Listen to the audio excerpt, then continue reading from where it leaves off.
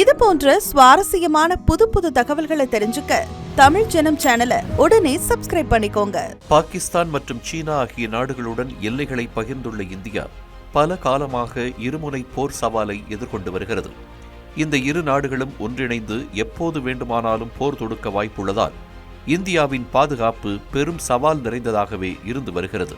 இரு நாடுகளுடன் இந்தியாவிற்கு உள்ள எல்லை பிரச்சினையே இதற்கு முக்கிய காரணமாக பார்க்கப்படுகிறது. இந்த இருமுனை போர் சவாலை எதிர்கொள்ள இந்தியா பல வழிகளில் தயாராக இருப்பது அவசியம் என்பதால் நவீன போர் தொழில்நுட்பங்களை பயன்படுத்துதல், இராணுவ படைகளை வலுப்படுத்துதல் உள்ளிட்ட செயல்பாடுகளில் மத்திய அரசு கவனம் செலுத்தி வருகிறது.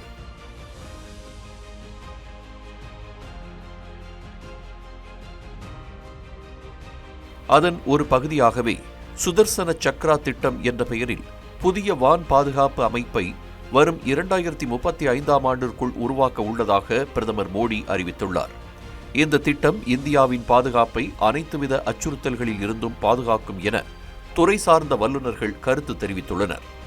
இந்நிலையில் இந்திய விமானப்படை ரஷ்ய தயாரிப்பான R-37 விம்பல் என்ற வான்வழி ஏவுகணையை வாங்குவது குறித்து பரிசீலித்து வருவதாக தகவல் வெளியாகியிருக்கிறது. இந்த நடவடிக்கை மேம்பட்ட போர் விமானங்களை எதிர்கொள்ளும் வகையில் இந்திய விமானப்படையின் நீண்ட தூர வான்வழி போர் நடவடிக்கைக்கு வலு சேர்க்கும் என்று நம்பப்படுகிறது.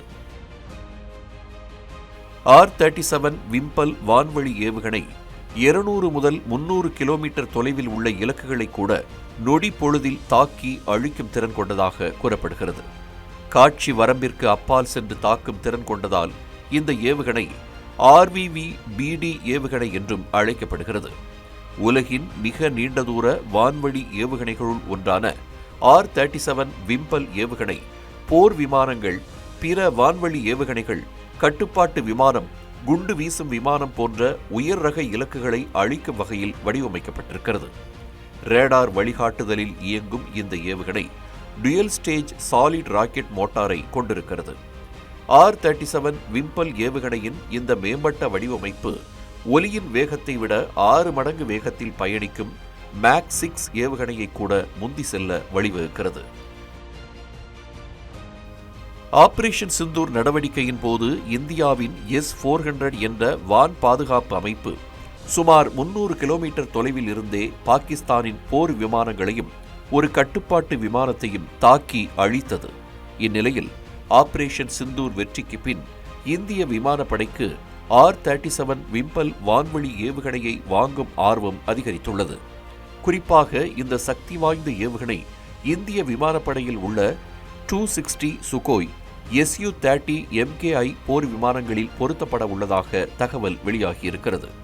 அப்படி பொருத்தப்படும் பட்சத்தில் பாகிஸ்தானின் F-16, சீனாவின் J-20 ஸ்டெல்த் போன்ற மேம்பட்ட போர் விமானங்களுக்கு எதிராக இந்தியா வலுவான தடுப்பை வழங்கும் என்று எதிர்பார்க்கப்படுகிறது.